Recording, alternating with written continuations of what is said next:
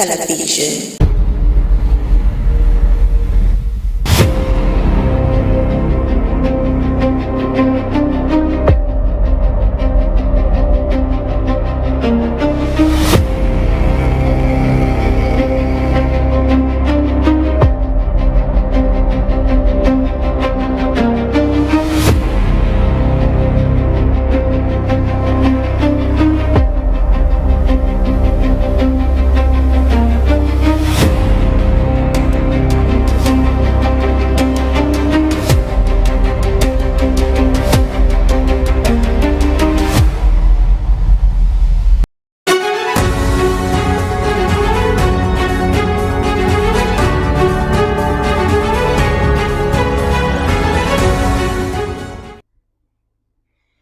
Hello, good afternoon. This is Kwararafa Television News. Joachim Danganapi, this is my name. We begin with the headlines. College of Agriculture, Science and Technology holds its first combined convocation in 29 years. CDS assures military retirees of pension increase. We also have opposition activists in Tunisia have taken to the street. Now the news in full. The College of Agriculture, Science and Technology in Jalingo, the Taraba State capital, will be holding its first combined convocation in 29 years on Saturday this week. This was disclosed by Director of the college, Dr. Yakubu Ali Garjila, during a press briefing with newsmen at the Asuku Hall, College of Agriculture, Science and Technology, Jalingo. The report is presented from our studio.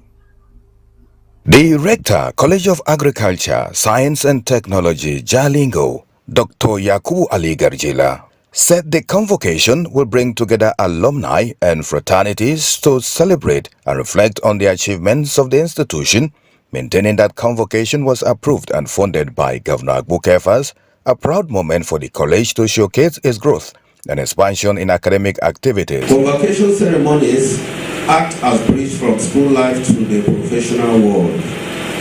It is events that give students official recognition, unite families in pride, and build lasting ties to academic institutions.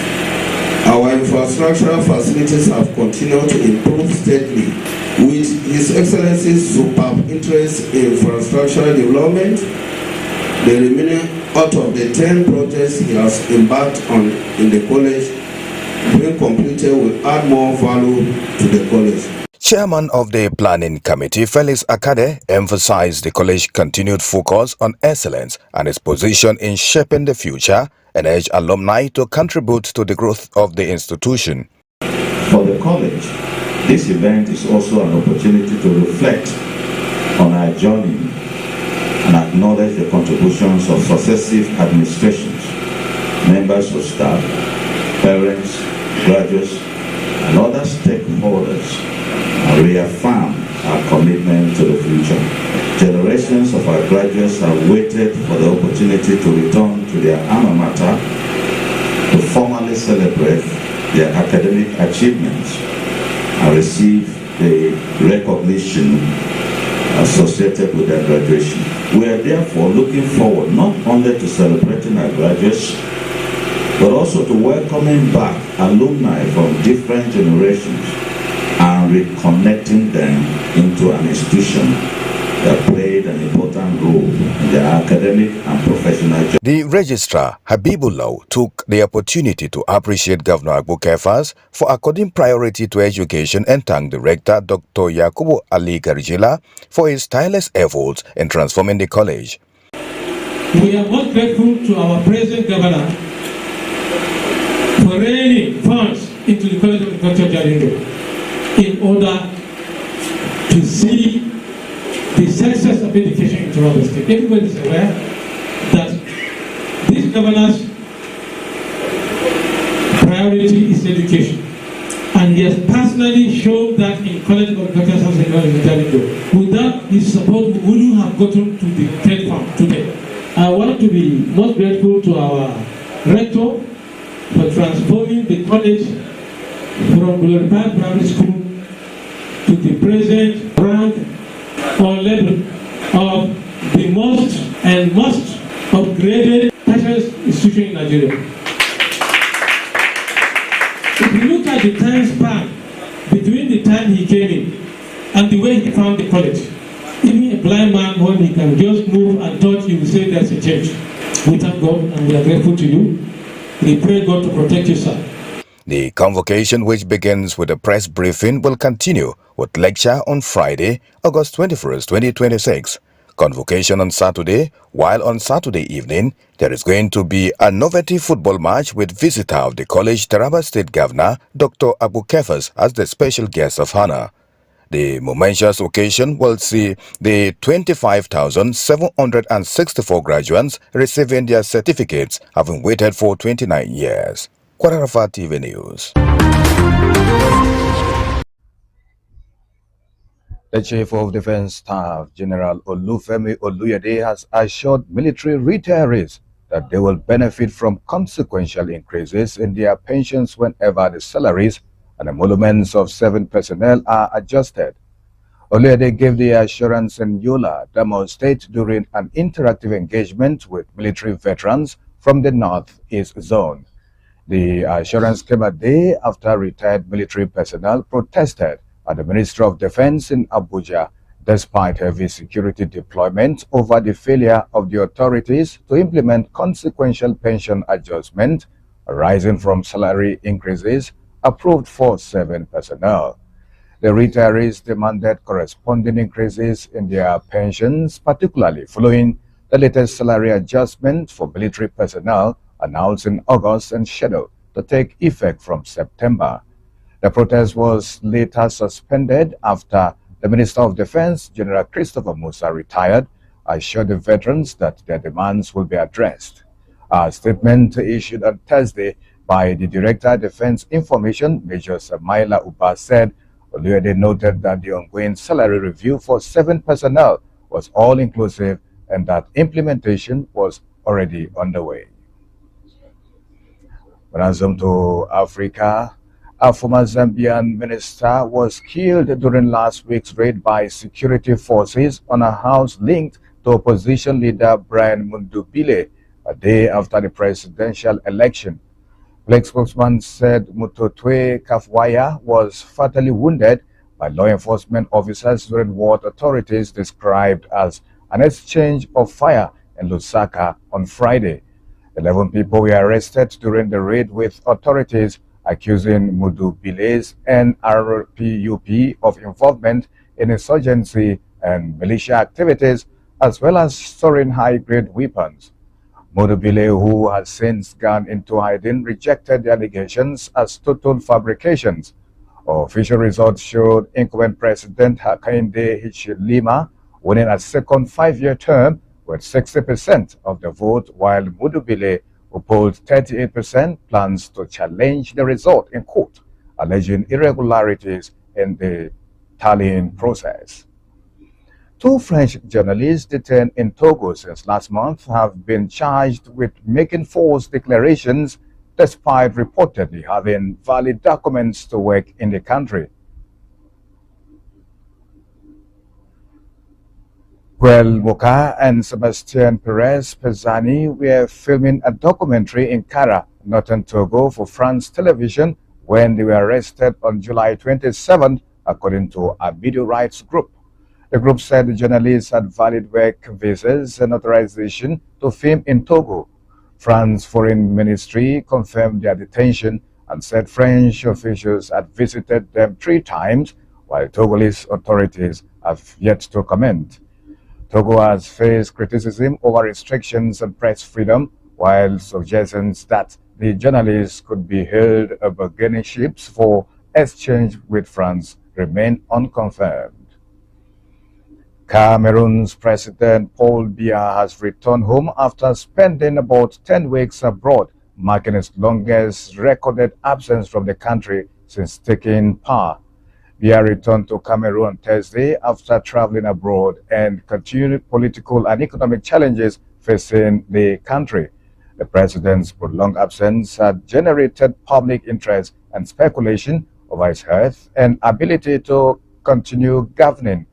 The government has not indicated any immediate changes to the president's official program following his return. Biya, who has ruled Cameroon since 1982, remains one of Africa's longest-serving heads of state. We'll now take a break. We'll be back in no distant time. Stay with us on Kwararafa Television.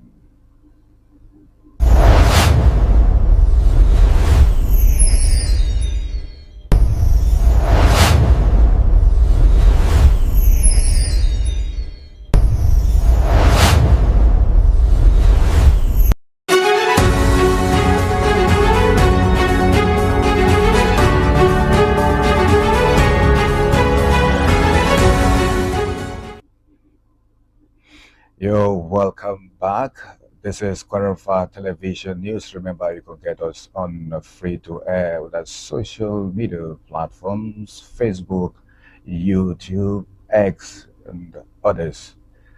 Still in Africa, opposition activists in Tunisia have taken to the streets of Tunis, demanding the departure of President Kais Saied and a return to democratic rule. The protesters criticized what they describe as declining political freedoms and worsening economic and social conditions. They also complain about rising living costs, deteriorating public services, and shortages of some essential goods and medicines. The demonstrations came amid growing opposition to President Said's governance since he assumed extensive powers in 2021. The protesters called for the restoration of political freedoms and democratic institutions in the North African country. Russia says it is ready to consider a new proposal aimed at ending the war in Ukraine. They insisted that any agreement should recognize what it calls realities on the ground. Russian Deputy Foreign Minister Sergei Ryabkov said Moscow remains open to dialogue while stressing that Russia controls about 20% of Ukraine's internationally recognized territory. He also acknowledged what he described as a constructive approach from the United States, particularly Secretary of State Marco Rubio's efforts to promote negotiations. Ryabkov said Moscow believes Washington could influence Ukraine and its European allies in any future peace process.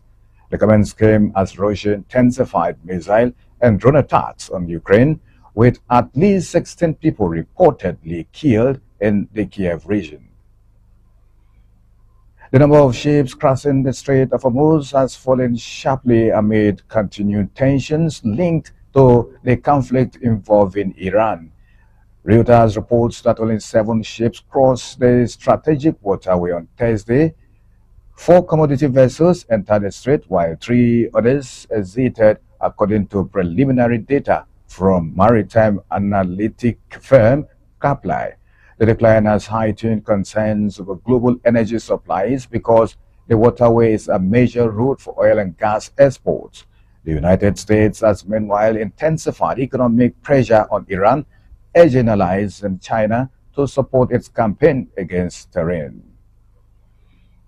Former Pakistan Prime Minister Imran Khan has since returned to prison after undergoing medical checks at a private hospital.